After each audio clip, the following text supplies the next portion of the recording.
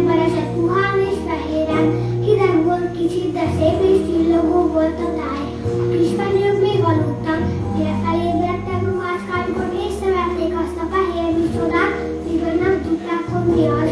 Jól ismerték egymást, együtt cseperedtek fel, együtt nőttek. A történetünk főszereplője abban különbözött a többiektől, hogy sarloson görbén nőtt, és a tetejét egy nagy szélvihar tavaly télen letörte. Elérkezett a december, a lyukolás manói nagy fejszékkel jelentek meg az erdőn. Sokáig bolyogtak, válogattak, majd kivágták a legszebb fákat. Nem tüzelőnek kellett nekik a fa, hanem az embereknek karácsonyfának. Csupán egy kis fácska nem kellett a többéknek, csupán egy kis gírbe görbe fácska maradt az erdőben egyedül.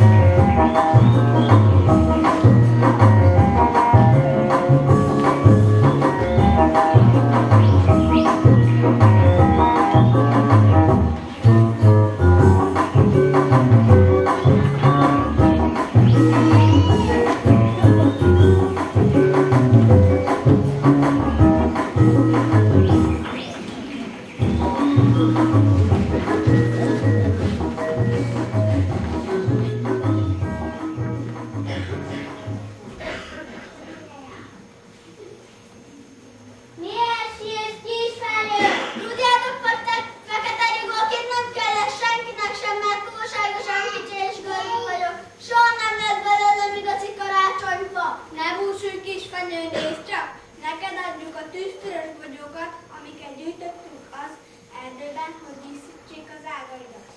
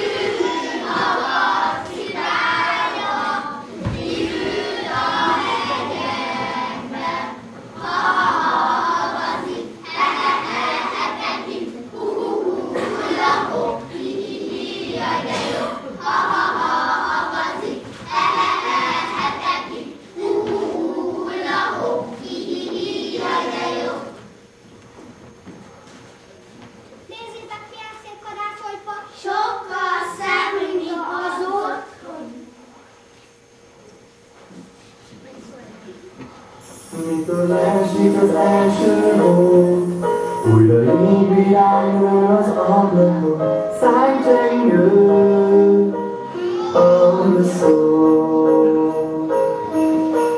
És eljön, mire álmodik, mikor szeretetet